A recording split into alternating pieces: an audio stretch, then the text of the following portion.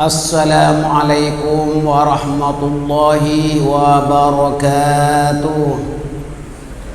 Bismillahirrahmanirrahim. Alhamdulillahi rabbil alamin. Wa bihi nasta'inu ala umurid dunya waddin. Wassalatu wassalamu ala ashrafil anbiya'i wal mursalin, sayyidina wa habibina wa syafi'ina wa qurrati a'yunina Muhammadin wa ala alihi wa sahbihi ajmain. Amma ba'du. Para hadirin dan hadirat sekalian, malam ini kita akan menjelaskan kisah Nabi Ayyub alaihissalam. Nabi Ayyub adalah putra Nabi Ishak. Beliau diangkat menjadi rasul. Selain ahli beribadat, Nabi Ayyub memiliki harta yang berlimpah hasil daripada peternakan, dan beliau dikurniakan anak yang baik-baik. Nabi Ayyub terkenal sebagai orang yang sangat sabar, sehingga Allah memujinya. Lalu syaitan jengkel dan berkata, Ayyub sabar dan rajin beribadat karena dia banyak hartanya, anaknya pun bagus-bagus. Itulah Ayyub tentu sabar. Cobalah jika tidak demikian, tentulah Nabi Ayyub tidak akan sabar lagi dan mungkin tak akan tekun beribadah. Artinya apa? Ini cabaran daripada syaitan. Ayyub itu sabar, rajin beribadah karena banyak hartanya, anaknya pun bagus-bagus. Kalau Ayyub itu hartanya tak ada, anaknya pun tak bagus, mungkin Ayyub pun tak rajin beribadah. Nah, kemudian Allah Subhanahu wa ta'ala mengujinya dengan penyakit kulit. Seluruh badan dan hartanya binasa, serta anak-anaknya pun mati. Allahu Akbar. Ternyata Nabi Ayyub tidak sedikit pun berkeluh kesah, bahkan semakin rajin beribadah.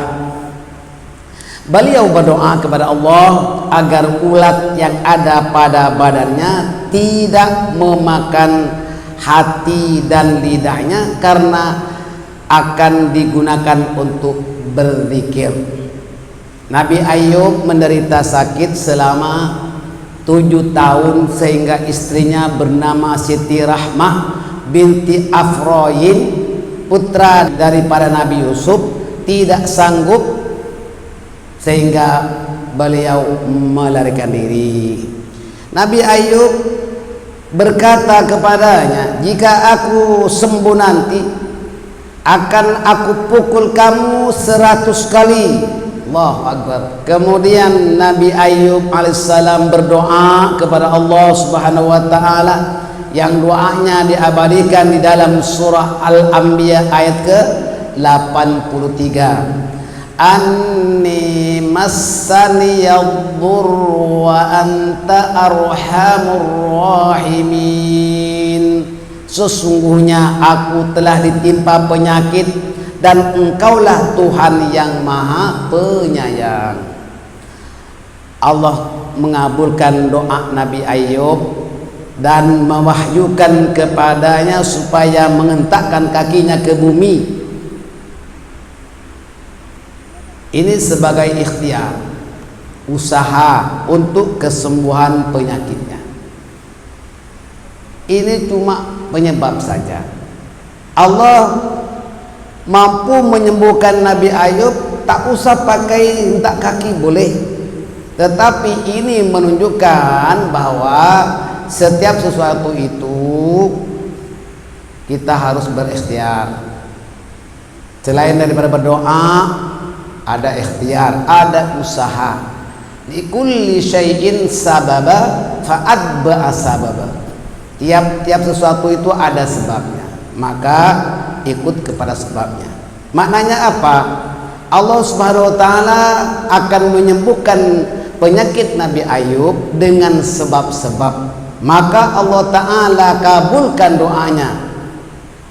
Dan disuruh berikhtiar supaya kakinya dihentakkan ke bumi, maka akan memancar air bumi itu. Baik, Nabi Ayub alaihissalam menghentakkan kakinya ke bumi atas perintah Allah sebagaimana diterangkan di dalam surah Shad ayat ke-42. A'udzu billahi minasyaitonir rajim. Urqud birijlik hadza mughtasalun baridun wasyarab. Hentakkanlah kakimu ke bumi, inilah air sejuk yang segar untuk engkau mandi dan minum. Ini sebab saja Nabi Ayub menghentakkan kakinya ke bumi, lalu memancarlah air. Dia pun mandi dan minum dengan air sejuk itu. Kemudian dia mengucapkan, ya Allah, demi kemuliaan-Mu aku tidak akan mengangkat kepalaku buat selama-lamanya sehingga Engkau menyembuhkan penyakit. Allahu Akbar. Belum sempat Nabi Ayub mengangkat kepalanya, tiba-tiba penyakit di seluruh tubuhnya telah pun sembuh. Beliau sehat segar kembali dan istrinya kembali kepadanya. Coba bayangkan saudara, apa iktibar, apa pelajaran yang terkandung dalam kisah ini. Yang pertama adalah bahwa kehidupan ini berputar. Asalnya berada di atas, dia akan turun ke bawah.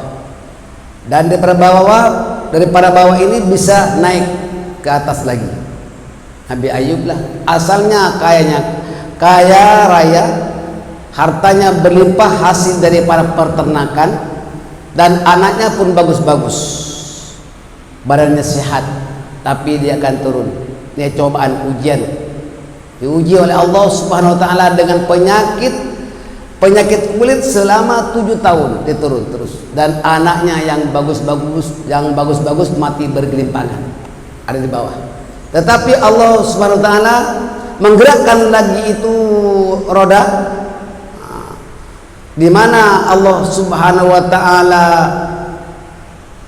mendapati Nabi Ayub itu sabar walaupun diuji dengan begitu hebat sekali. Berkat sabar dan berkat doa, Nabi Ayub terus naik lagi.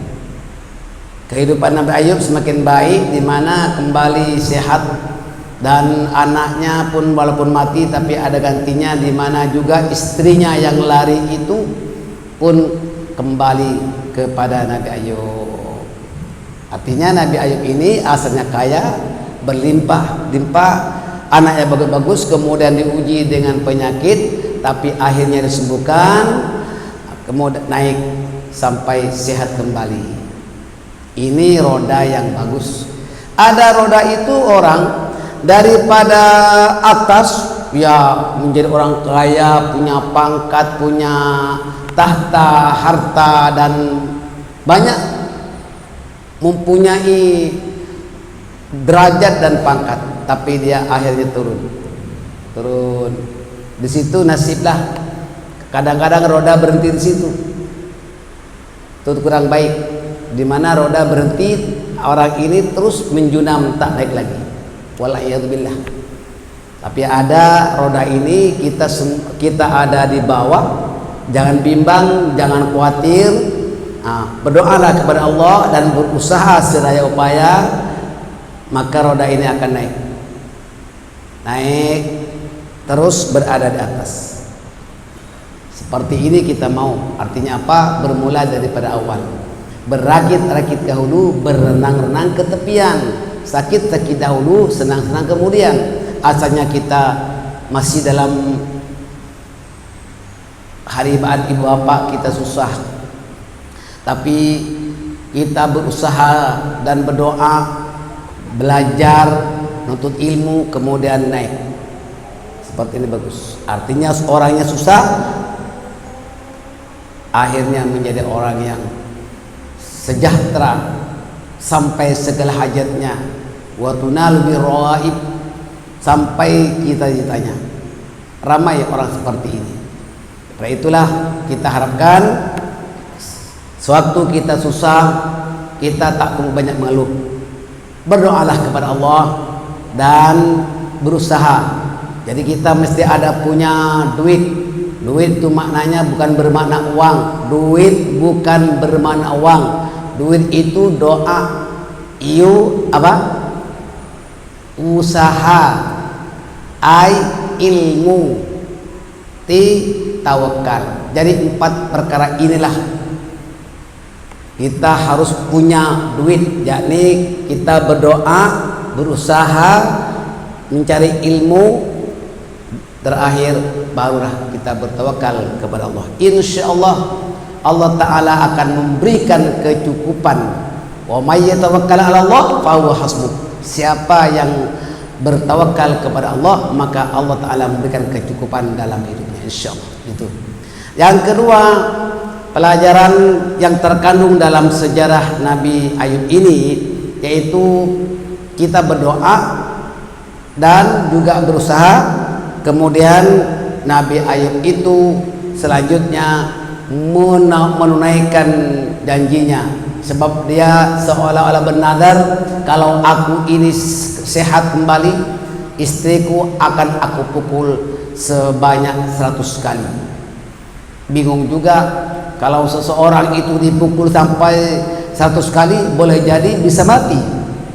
Saudara-saudara sekalian, Nabi Ayub berjanji kalau sembuh akan memukul istrinya 100 kali, karena istrinya itu terpedaya dengan tipu daya setan. Lalu Allah Subhanahu wa Ta'ala mewahyukan kepadanya, dan ambillah dengan tanganmu wahai Ayub seikat lalang 100 batang, maka pukulkanlah dengan lalang itu, dan janganlah kamu melanggar sumpah.